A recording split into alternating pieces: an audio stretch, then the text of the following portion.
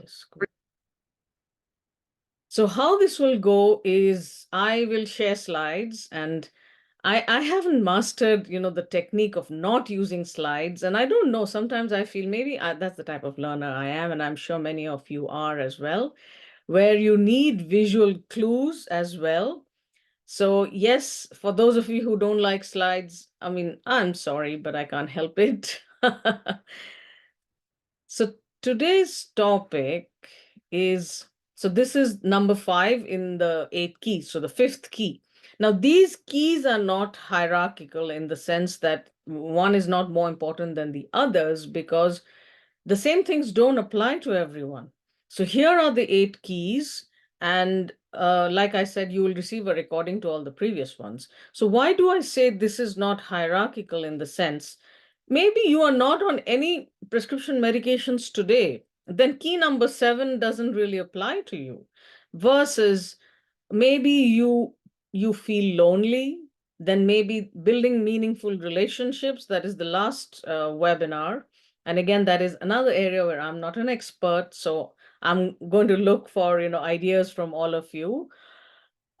This can be more important, and someone who has a lot of stress in their life, maybe this is most important. So again, and the other thing, as a certified tiny habits coach, I can say there was a time I used to start with the most difficult problem. If someone is not sleeping well, the first thing you need to fix is your sleep. Now I have changed my thinking, because most of the time that doesn't work, starting with the most difficult thing.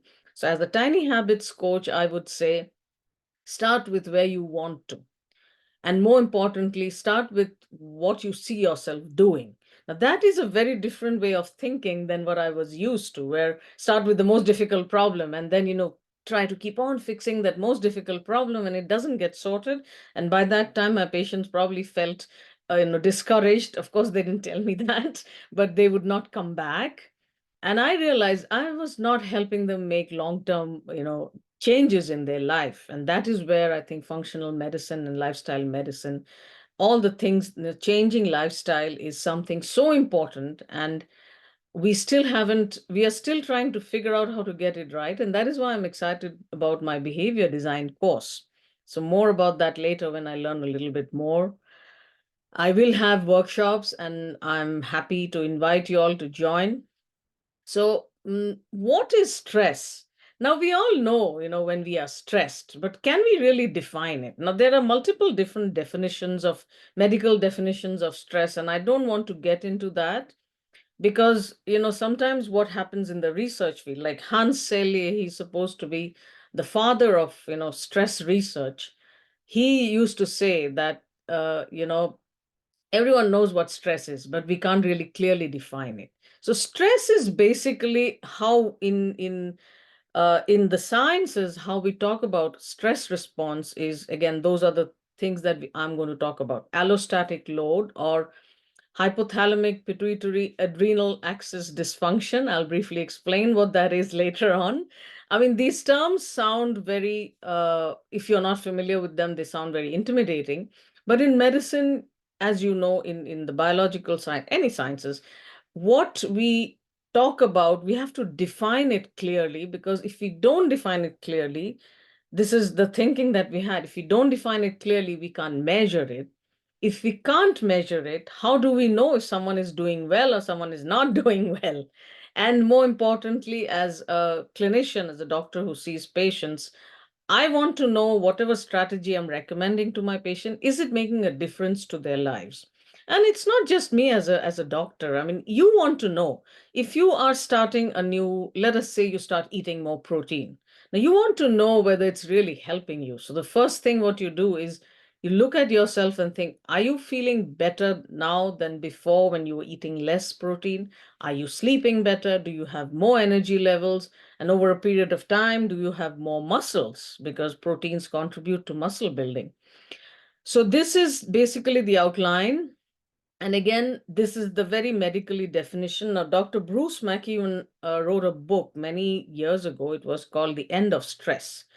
So what he talks about is a threat, real or implied. So this is important, because For our hunter-gatherer ancestors, most of the threats were very real in the sense that it was from wild animals or it was from other humans who were not a part of their community. So those kind of wars and things like that.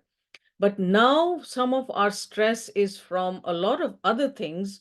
And sometimes, because our brain is constantly looking to protect us, we might see, things that are not really true. And that is very important because I have a very oversimplified way of how we can look at managing stress better or building stress resilience.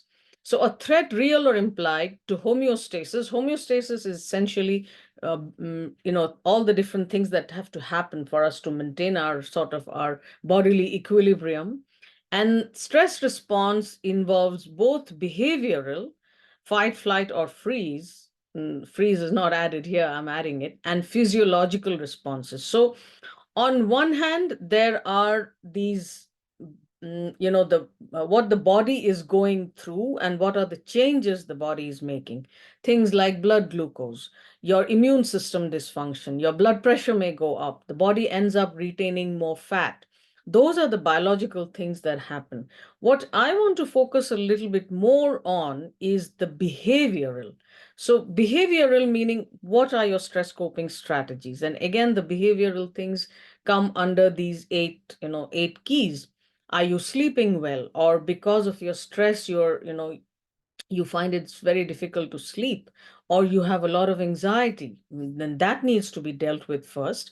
And how many of, I'm sure most of you relate to this if I say, how many of you eat, you crave a nice, juicy steak when you're feeling super stressed and late at night, versus what most of us crave, and I'm sure there are many of you who are not like that, but most of us crave for things that are sugary or high carbohydrate, things like chips or, chocolates or ice cream, sugary stuff or whatever, cakes, cookies, whatever is your favorite one.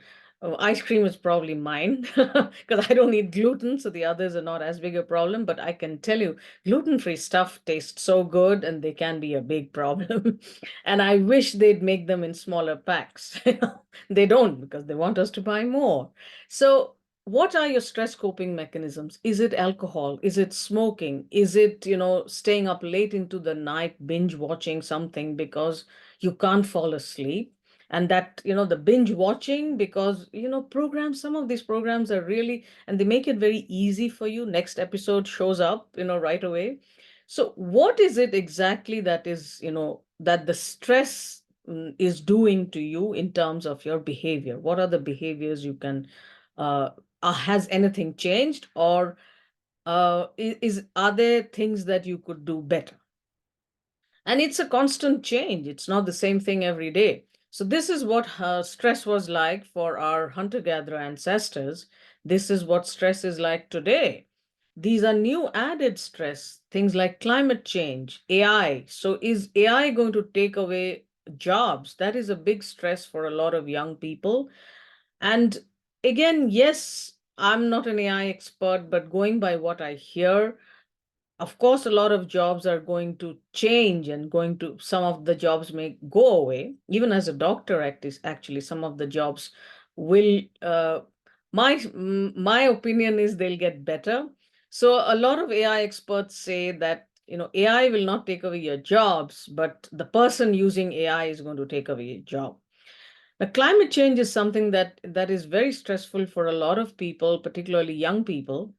And also, I mean, all of us are going through these challenges. Today, where I live in Alberta and Canada, it's a cloudy day, nice, and but last year my city declared a drought. So we could not water our yards as often. Now, these are not things we were dealing with, even I moved to Canada in 2015. Since 2017, I've been living here. Before that, I was in India. We never thought about, okay, we just looked outside. Okay, is it raining? Then I need to carry my, umbrella and all my rain gear. Otherwise, we didn't really bother so much. Yes, it's hot. Is it hot, hotter, or hottest? That is what we'd look at. Now, look, this could just be Mumbai traffic. I know many of you, this is not what traffic looks like, but in many countries, in Asian countries particularly, this definitely can represent Mumbai traffic. And you can imagine driving in this kind of traffic, how stressful that is. If your daily commute is like this until a self-driving car comes along, and a self-driving car will probably struggle in this. Then job stress. So first of all, most importantly, where is your stress coming from? So what happens? This is the stress response. And you don't need to know all the details of what is happening. Just imagine if, let us say, you are this person who's being chased by a wild animal. What are the things that will happen? Your pupils will dilate because you need to see better. Your heart rate will go up, then your flow of saliva will go, because the body has to prioritize the things that are going to keep you alive and save you versus the things that are little lower in the priority. That is what the brain, so the brain is the chief organ of stress.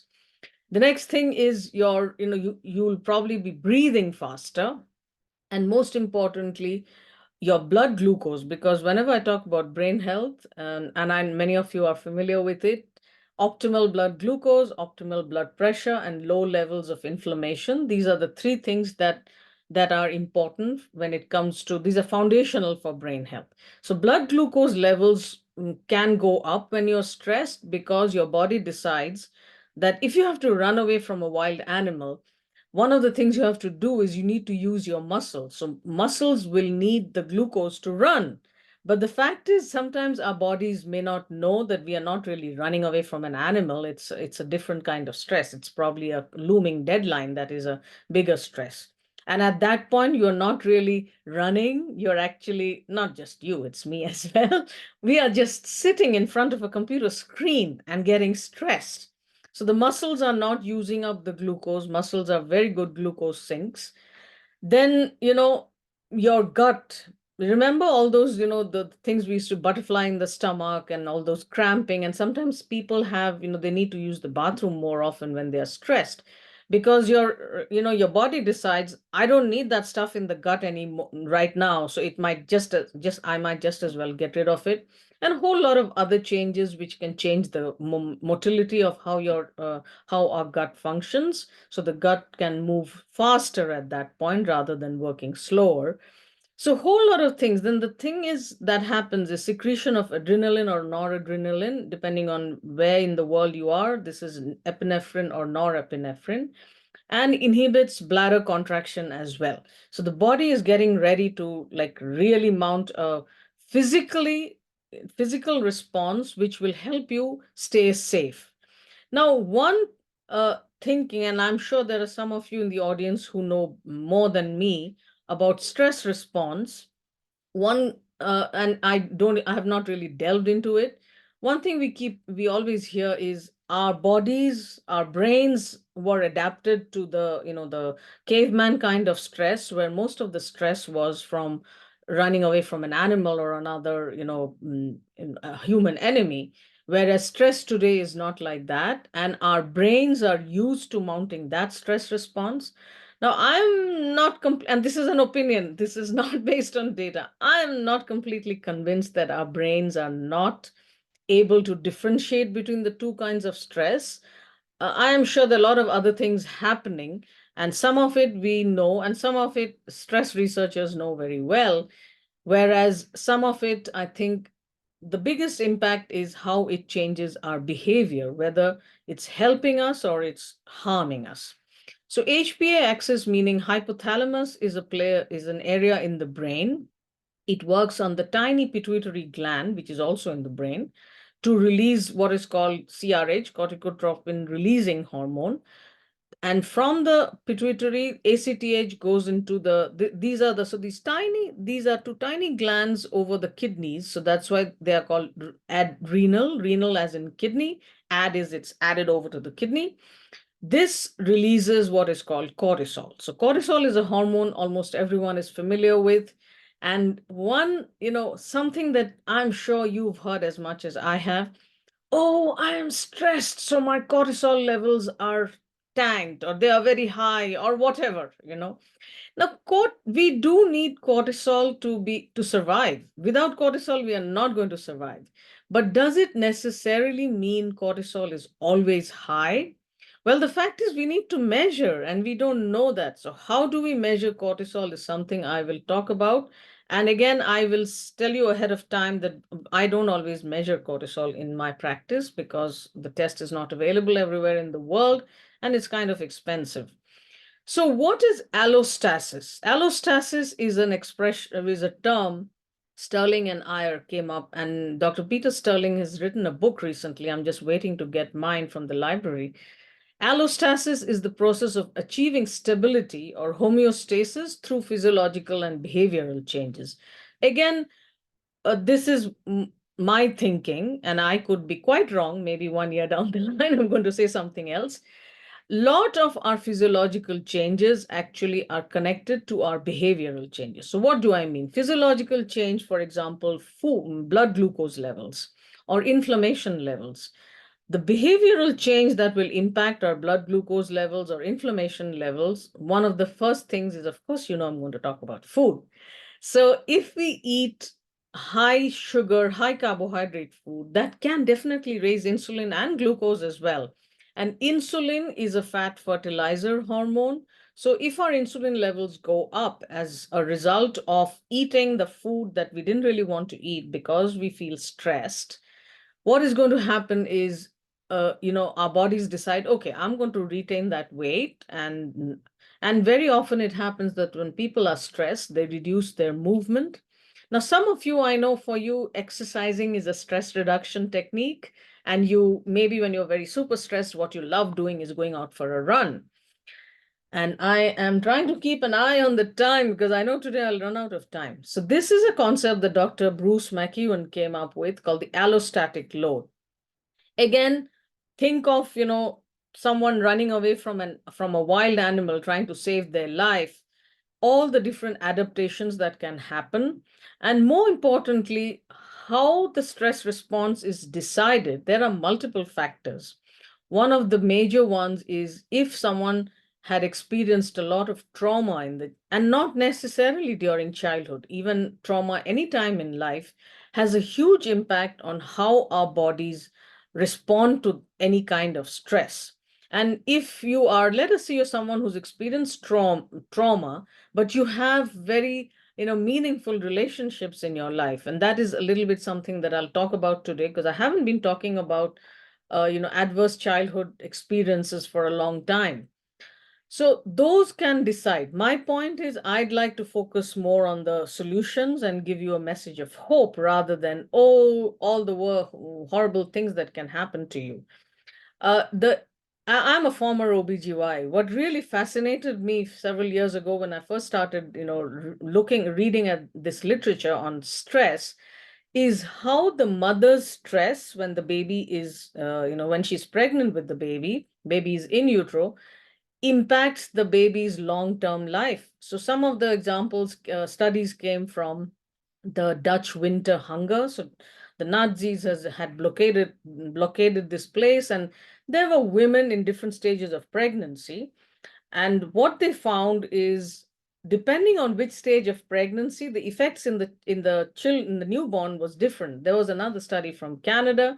Anyway, this was a severe winter storm, and one of the most interesting things that came up with from all this, a lot of research, is if the stress went away after some time, then the response was different versus ongoing stress for years and years and years. So a lot of different factors impact, how our bodies behave and how our stress response behaves. Obviously, what we are going to focus on is how to build stress resilience. Now, most of you have probably seen this before, and this is what I call my constellation, for want of a better word. If any of you can come up with a better word, please tell me. Our bodies are a network of networks. So it's not like only one thing impacts our health. The thing is, look at exercise or movement.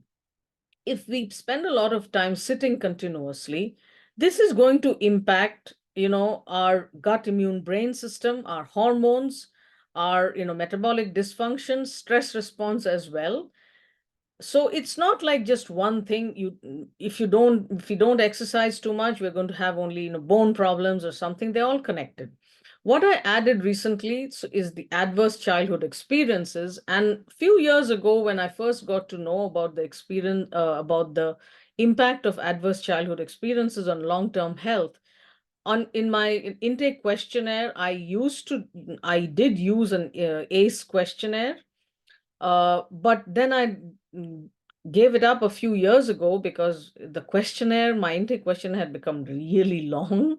But then I realized that this is something that if we don't address this, and again, it's not the same thing for everyone. Maybe you've not experienced any kind of trauma in your life. But if someone has experienced those things, then it's very important to address them. And again, that needs, expert help. I am not an expert in that. So what happened is this was this Dr. Anda, Anda and Robert Villetti and Anda. So Anda and sorry, Vincent and Filetti and Anda. Forgive my, the names, I'm getting it mixed up. So first, when they started studying this, how did this happen? So what they found is this was at the Kaiser Permanente, and they had a very successful, weight loss program.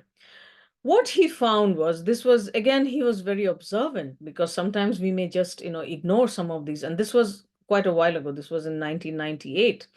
So what he found is those women who were successfully losing weight on their obesity program, while they were losing weight, many of them gave up on the program.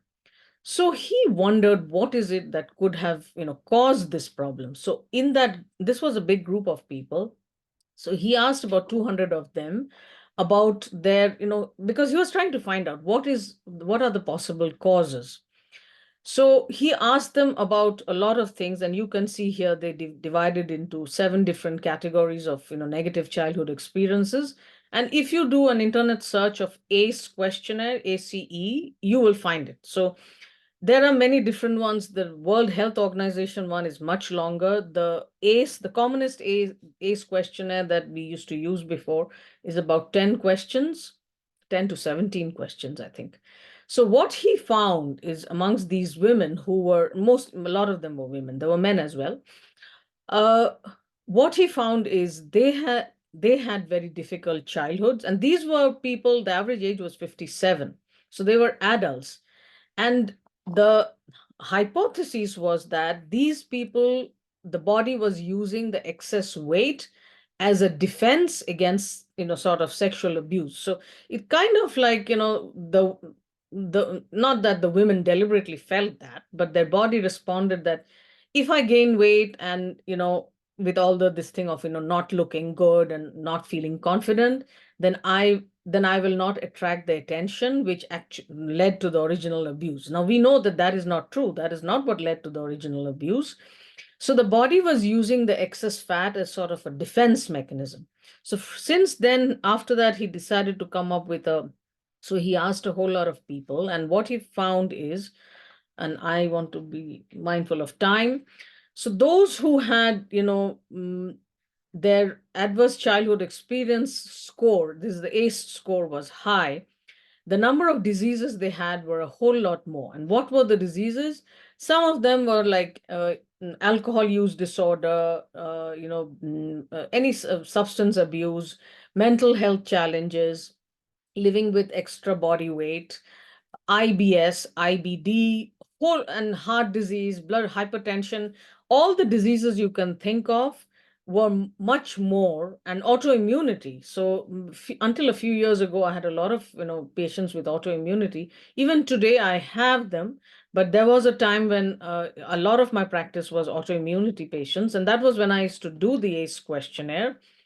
And sometimes it helped them to find out why I used to have patients telling me, doctor, I eat healthy, I move, I'm not a couch potato.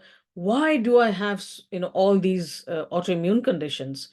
Hypothyroidism, psoriasis, rheumatoid arthritis. And having one autoimmune condition sometimes raises our risks for others. And again, these are common pathways as well. And I used to have this, sort of this look. Patients would tell me, Doctor, I finally understand why I'm going through all these health challenges. So, yes, having adverse experiences during and not only childhood, actually, any time in life is important. So measuring allostatic load, so basically measuring your, our stress responses. I'm not going to go over these in detail, but again, you can see that these are basically the things that we see. Reactive protein is a measure of inflammation, blood pressure, blood glucose, hemoglobin A1C is an average blood glucose of the last 3 months, lipid profile, waist to hip ratio. Pancreatic amylase is again not always done, but this was a research paper where they looked at these numbers. And these are essentially the standard lab work that we do. Don't always do pancreatic amylase. Uh, Now, when it comes to measuring cortisol, I said I'm going to come to that because people talk about my cortisol is too high. So this is something very important because a lot of people don't talk about is if you do a blood cortisol level test in the morning, which is available anywhere in the world, a fasting cortisol, and what that tells us is not about your stress response. I will have patients, telling me that they got the serum cortisol test done. My cortisol is normal, doctor. I said, no, we don't really know. So the blood test, the serum cortisol test, can only tell us about diseases like Cushing syndrome and Addison's disease. Those are in the world of the endocrinologist, not my specialty. The stress response that we are talking about requires us to do what is called a 4-point salivary cortisol. So you spit into a tube 4 times a day. And I can tell you it's very irksome. I have not done it too many times in my life because first of all, I find it a pain to keep on gathering the saliva. And if any of you have done that, you know. So I am just like one tube saliva for my hormones and not cortisol 4 times a day. So this is going to give you the cortisol curve. Now, this one is a perfect cortisol curve. I almost never see this. This is not common. So you can see the green zone is what is supposed to happen. Your cortisol levels are supposed to go up in the morning and start falling as the day ends. And again, this chart graph does not have melatonin. So melatonin and cortisol are also in sync. So if someone's cortisol level is very high at night, they may have a problem in falling asleep. So my point is a blood cortisol test is not going to tell us about your stress response. And this is something even a lot of doctors don't know. I was thinking, you're a physician, you're supposed to know more than that. Why don't you research some more? No, my cortisol must be very high. I said, did you actually test it? Yes, I tested it in blood, but it showed up as normal. I said, yeah, because you don't have any of the serious illnesses. Stress response is not going to show up in blood cortisol. Why am I saying that it's not just high cortisol or low cortisol? Again, this is a rather complicated, diagram. What I want to show is sometimes people do a urinary cortisol test and they'll say that that is a test of my stress response. So this is a part of a chart which is called the steroidogenic pathways. And again, you can just do an internet search, and some of you are probably familiar with this. We use this chart in our clinic here in Calgary to show patients how. So you can see this is progesterone. It gets converted to 17-hydroxyprogesterone. From that, it can make cortisol. What I want to stress upon is each of these gray arrows that you see, there is a name of an enzyme. And enzymes are coded by genes. So if we have a genetic variation, let us say I have a genetic variation in CYP21. That is the name of an enzyme which is coded by a gene. And this genetic variation is not a genetic defect. It's what is called a SNP, single nucleotide polymorphism. And my apologies, I'm not explaining all those terms very well. Basically, what it means is sometimes those enzymes may not work at 100%, sometimes they may work. So if you have a genetic variation, sometimes they work more efficiently, sometimes they work less efficiently. And the other thing I want to highlight is See, from cortisol, you can, make all these cortisone, whether you're going to make cortisone or it's going to remain as cortisol, is dependent on this 11 beta HSD enzyme. And this enzyme, you can see all the numerous things that can act on it. Now, at this point in science, we cannot just look at your, saliva cortisol report or your urinary cortisol report and tell you, number one, we don't know whether you have a genetic variation for that. That's a different test.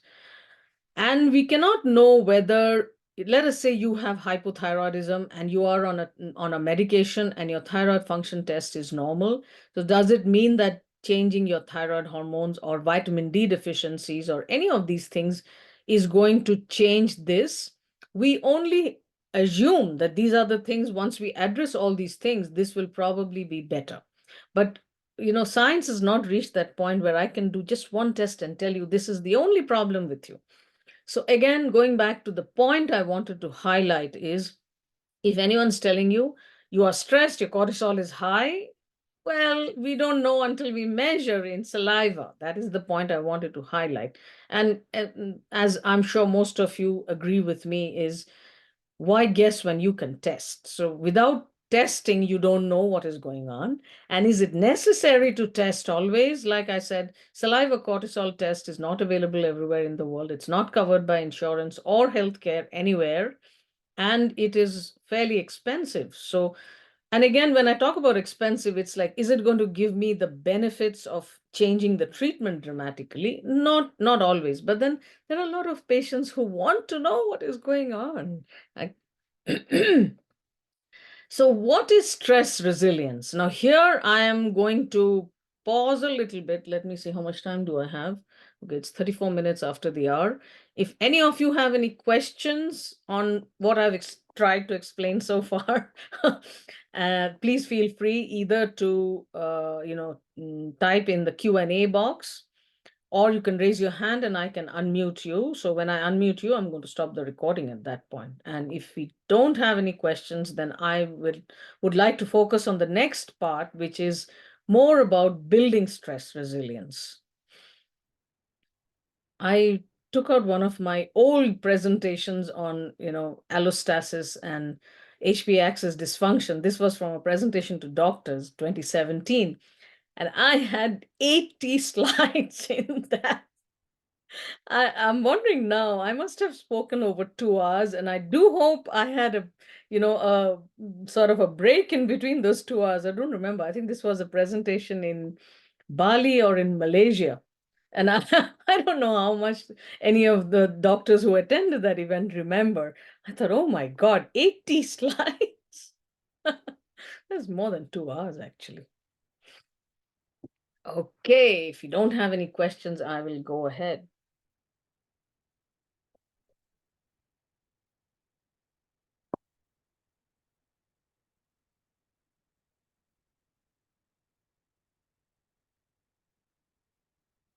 So this is not just stress resilience, it is resilience in anything. It is achieving a positive outcome in the face of adversity. Now, what is a positive outcome? It is different for different people. Uh, you know, it's you decide what is a positive outcome for you.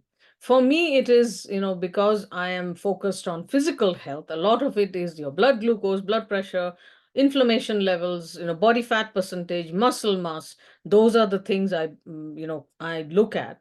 But at the same time, your ability to withstand adversities may come from mental resilience. That is a different area altogether. So you decide what is resilience for you. So this is and I'm telling you ahead of time, this is a very oversimplified approach, I know. So the first question is, what are you stressed about? Ask yourself that question. And in our intake questionnaire, we do have a column which talks about, you rate your stress levels from 1 to 10 between work, family, finances, personal health, and anything else you're dealing with. So other.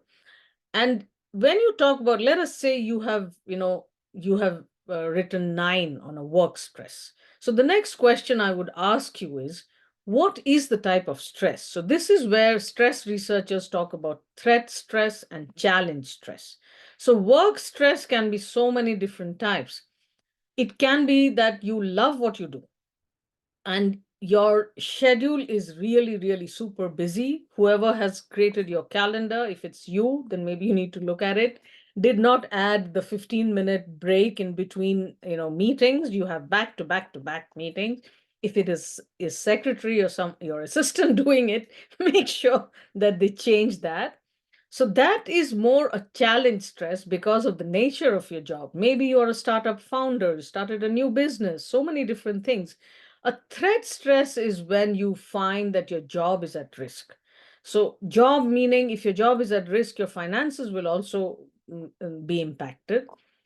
That is number one question. Family stress. What recently we had a patient, she said, "Oh, my family stress is very high." I said, "Okay, tell me more about it. What is the stress?" So her stress was in putting her mother into a long-term care facility because her mother was 90 and she had dementia and she couldn't take care of herself any longer. And she said, "That is causing me a huge amount of stress." So then I asked her, I said, "Okay, what is the stress? Is it the stress of finding the right place?" She said, "No, I found the right place." "No, it's the whole thing. I'm so upset at seeing my mother this way. She has dementia and she doesn't understand what I'm trying to do." I said, "Yeah, that is the problem with people with dementia. So you'll have to take a sort of a different view rather than my mother is not cooperating with me to that is what her condition has made her do. It's not like she deliberately wants to do that to me." And also, the other thing is people with dementia are sometimes not aware of their condition. So, first of all, ask yourself, where is your stress coming from? Then the most important question, I think, is what can you control? So several years ago, they did a study on Whitehall in the UK, Whitehall government officials. So what they found is those who were in the middle, categories, they had more stress and their blood pressure, blood glucose, all those levels were higher because they felt they did not have as much control over their jobs. So their bosses had more control, their juniors had more control, they felt, but they did not have as much control. And the other thing that I've been stressing upon is how is your current stress changing your behavior? Has anything changed? Has the type of food you eat changed? For me, that's a big one. I'm trying to finish a book on women's health, and that has causing me a lot of stress because I'm putting all my time into finishing the book. So obviously I don't have a lot of time to cook. So what is happening is I'm eating food that I wouldn't normally eat, more of ready to cook stuff, versus and I don't even like cooking. So my health behavior of not eating the right kind of food is definitely impacting my health. I have ended up gaining more belly fat. And again, the fact that my husband is mostly in India now because of his work, I always joke that my loneliness is, gathering in my stomach, in my belly.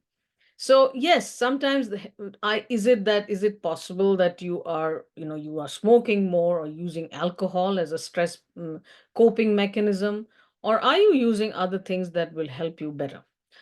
Now, here is a long list of strategies, and again, there is no one thing that is right for everyone. Each person is different, and I do hope I have some time left to, if any of you would like to share your strategies. If someone has a high ACE score, what can you do? First is you do an internet search for the ACE questionnaire and you find it is high, talk to your doctor about EMDR, eye movement desensitization and resensitization therapy.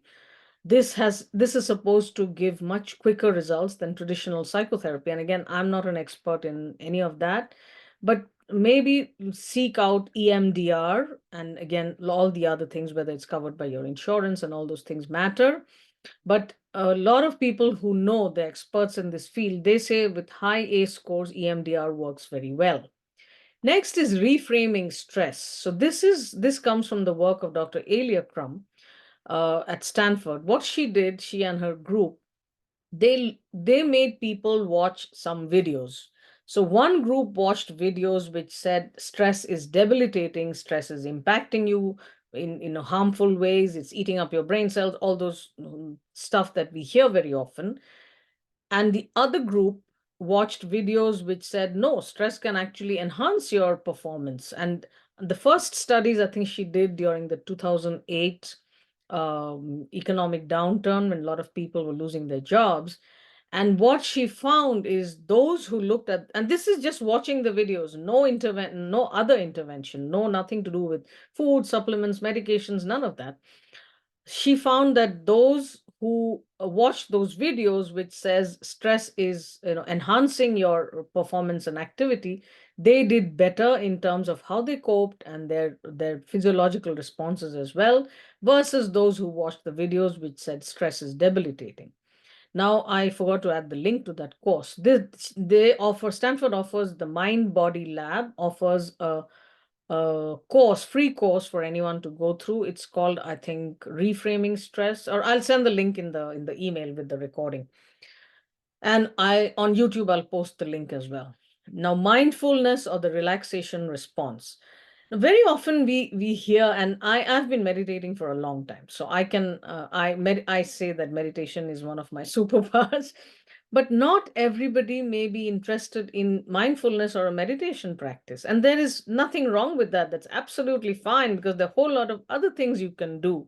So I don't like this, sort of impression people are given that if you want to manage stress, you have to start mindfulness. And if you can't do mindfulness, then you're like, there's nothing else you can do.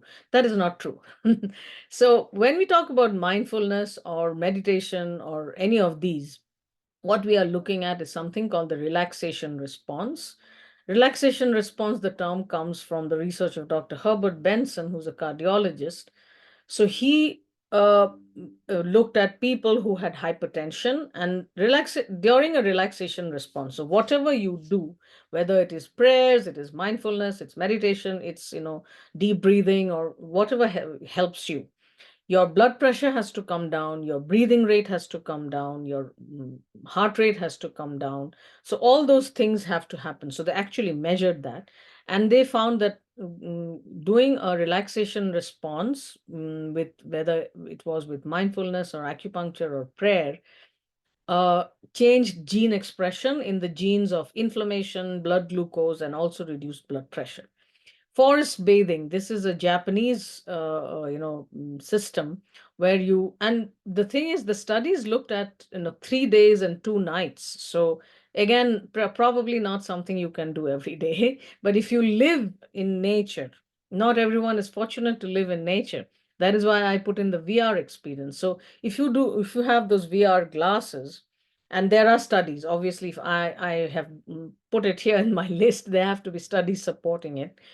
So what they did is they had people use these VR glasses, and they looked at nature and all those kind of very calming things, and they found that a lot of people, their anxiety was better, they felt better. And again, I whatever helps you. So VR is also there. Spend time in nature. So if you spending time in nature has so many different activities. So forest bathing studies, what they found is there is a immune cell called the natural killer cell. Natural killer cell activity needs to be high for us to build our immune resilience. And people who had gone through the forest bathing, they found the natural killer cell activity going up, and the effects lasted for about 30 days. So going for a 3 days and 2 nights off into the forest every month would be a good idea, but I'm not sure everyone will have that option. Expressive writing. If you have been receiving emails from me a few weeks ago, a lot of you, said that this was very helpful. This comes from the work of Dr. James Pennebaker. He is at the University of Texas, and I think I shared that resource on my email. And if you at the end of this, I will share. If you want to receive emails from me every week on brain health, feel free to sign up. And if you find the emails are not helpful, you can always unsubscribe. Gratitude practice, physical activity I mentioned earlier. Some people, love running when they are stressed, but that doesn't apply to everyone. Maybe you don't like running, going out for a walk sometimes. That helps as well. Volunteering, again, all these things are people, where there are studies showing actual benefits. Hobbies, many different hobbies. You can maybe painting or gardening or even cooking. Now, cooking would not work for me. Then next comes, are there any, herbs that can help you manage? So ashwagandha, rhodiola, ginseng, these are called adaptogens. So they help managing the stress response, and a lot of biochemistry that I don't even know completely. They attach to the cortisol receptors in the brain, and a whole lot of things happen. But my point is, these can work for a lot of people, and a lot of people may not work. And the reasons are many. So, how I recommend supplements is, if someone is the basic foundational supplements, I'm going to talk about on the webinar on therapeutic supplementation. So, multivitamin, omega 3, vitamin D, magnesium, B vitamins, these are some of the foundational ones. In addition to that, when we are stressed, we sometimes use up more nutrients. So, keeping number one, food, of course, is important, but you cannot get all your nutrients from only food. So, adequate supplementation. Along with that, you can add these herbs, but again, after 3 months of using them, if you feel that it's not really made much of a difference, then maybe you can consider stopping them. We have patients who have been on supplements for many, many years. And when I ask them, what do you think this is doing for you? Then they pause and think, yeah, you're right. I haven't really asked myself whether it's doing. So my point is, it can get quite tiring to have a whole lot of supplements every day. I can relate to it because I do take a lot of supplements, but feel pill fatigue as well. So if you are going to start a supplement or a herb, sorry, not a supplement, see what happens, what the response is in 3 months' time. If you don't feel it's helping you, you can stop it. Expressive writing, again, this is Dr. Pennebaker's website has the instructions, and my email had the instructions. So this is just writing about personal experiences, and a lot of people who have, experienced trauma, they find this very helpful. No one has to read that writing, even you don't have to read the writing, and you don't have to be grammatically correct or write very well or any of that. Over just 3 days, just writing for 15 minutes, sort of like whatever, it's a brain download, brings about improvements in mental and physical health. And the other part, the second part of it is, and I had mentioned that in my email, should you write it in longhand versus typing it on a device? Some people say that writing in longhand helps us process our thoughts better. Again, try it out and see what works best for you. If you're someone who's much more comfortable typing, try it out. And if it doesn't help, it's just 3 days. 3 days later, you can change that to, handwriting. And relaxation response, I've already talked about. So whether it is mindfulness, meditation, deep breathing, whatever it is that helps you, I am going to just go back to the all these different things. And I'm sure many of you use a whole lot of other strategies. So at this point, I am going to stop sharing and stop recording. And if any of you want to share some of the strategies you use to build your stress resilience, please feel free to share. And the next thing is, I'm also going to share a link to my if you want to receive my weekly email. Some of you I know you're already receiving them. And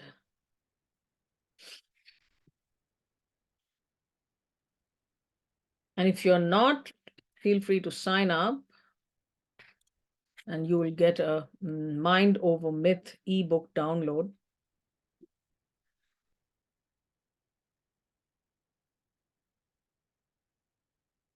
And you can also type your questions in the Q&A, or if you raise your hands, I am going to unmute you. I'm going to stop the recording.